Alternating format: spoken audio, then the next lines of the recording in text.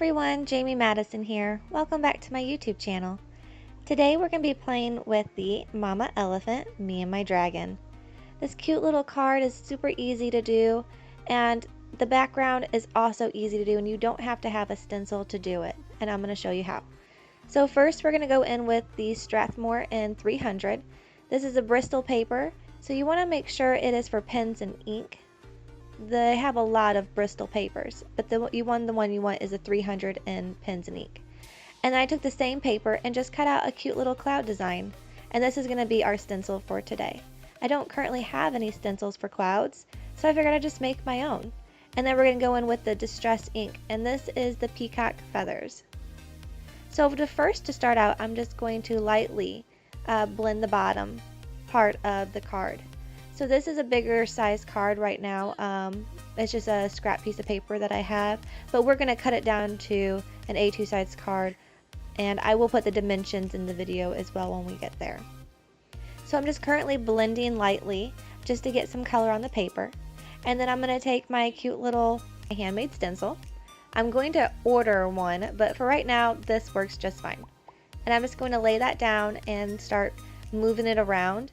And then after I blend over my stencil, I go back in with whatever's left on my ink pad to kind of lighten up the whiteness. I didn't want it to be too liney going through.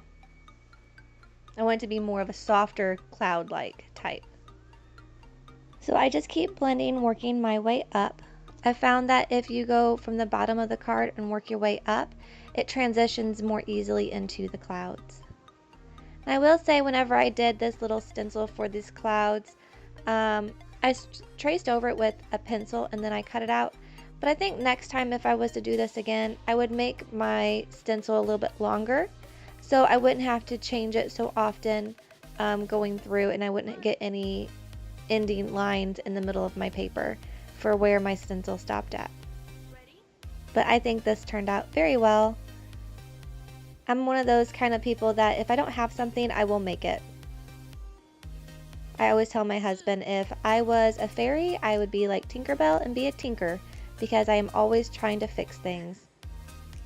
I just recently bought a whole bunch of these distressed inks, and I've been having so much fun playing around with them, along with my Arteza brushes. This is going to be the first card that I made with my Arteza brushes since I've got them in, and so far so good with them. They are a learning curve from using my watercolor, but it's going pretty well. I'm very impressed with the pigmentation of the brushes, and I go over my swatches here as well in this video. And what's good about using a bigger piece of paper for this blending technique is that if I decide I can move my card around, I can choose what part of the card that I like the most. If there's a place in the card that I don't like, I can blend that out, or I could just cut it off. So it works really well having a bigger piece of paper like this.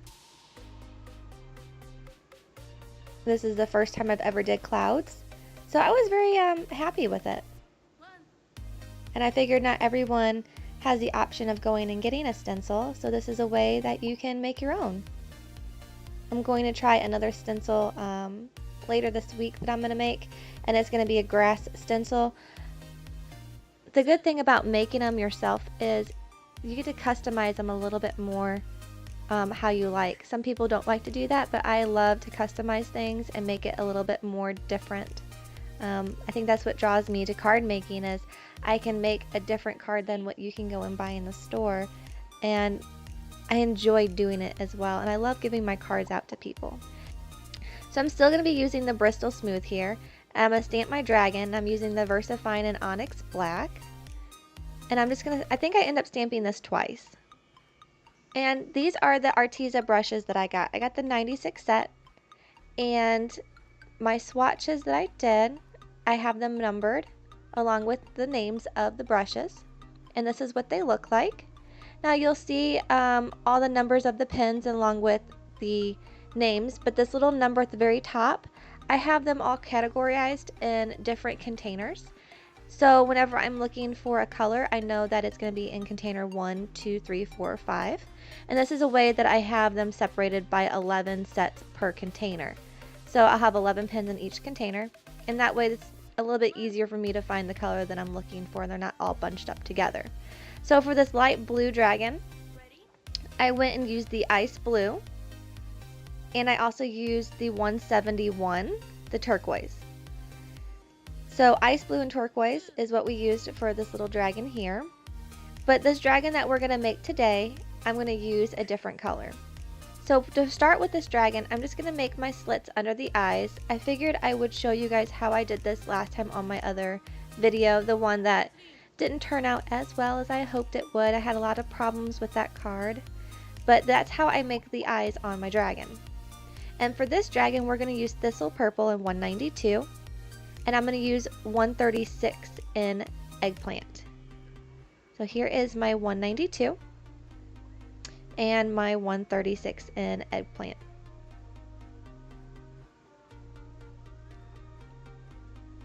So let's go ahead and get started. I'm going to leave the colors of the pen I'm using right here in the left side corner, just so you'll know while I'm using it what colors I'm using. So I'm just going to lightly blend that through, and then I'm going to use my water brush to lighten those lines up a little bit. I want this dragon to be very light, just like the light blue one that I showed in the beginning. I'm just very impressed with the nibs on these markers. It's not like a pen nib, it's a brush nib, just like my watercolor brush.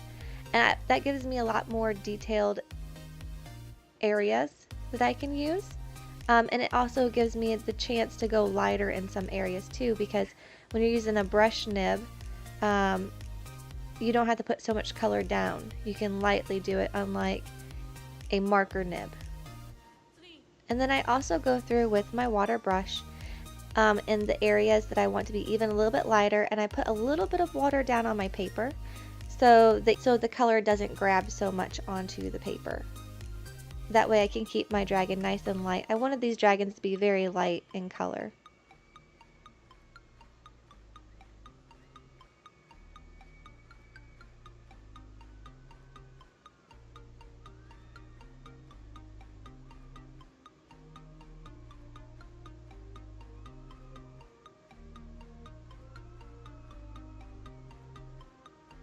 So this is my second time now coloring with these brush markers.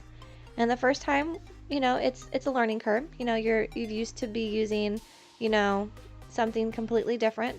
So then when you go in with these, it's a little bit different than what you're used to. So it does take a little bit of practice, but I'm sure within the next few times I will be getting better and better at it. You know, practice makes perfect.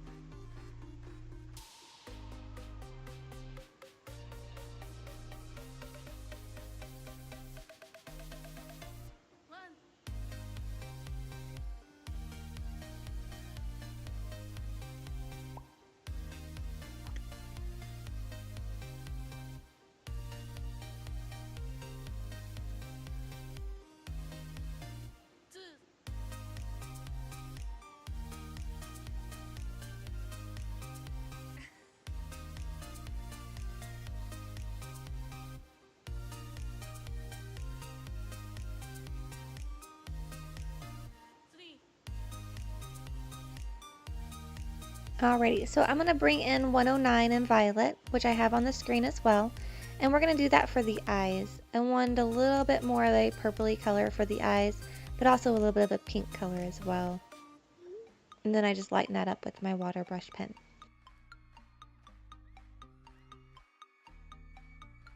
So my cloud background would be a 3" by 7/8 by 5" by 1/4 is what I've cut this down to be. I wanted a little bit of a white detail around the edges. And then I'm just stamping "Life with you is an adventure," which I thought was just the cutest little thing for a dragon. So I went ahead and fussy cut out my dragon and added my double-sided tape. And this is a phone tape. This is the tape that I get from the Dollar Tree. And I just adhered my little dragon in the center, like she is flying high in the clouds. And she is just so cute and adorable. I just love these little dragons. And what I did was I put my Tombow glue on the areas that I wanted my sequins. And I like that to get a little tacky before I add my sequins on. I feel the sequins adhere a little bit easier for me when I do it that way. So now I'm going in with my Wink Stella, and this is just in their clear glitter brush. And I'm just adding that to the wings and to the belly. And then also I think I add it to the tail in her spots.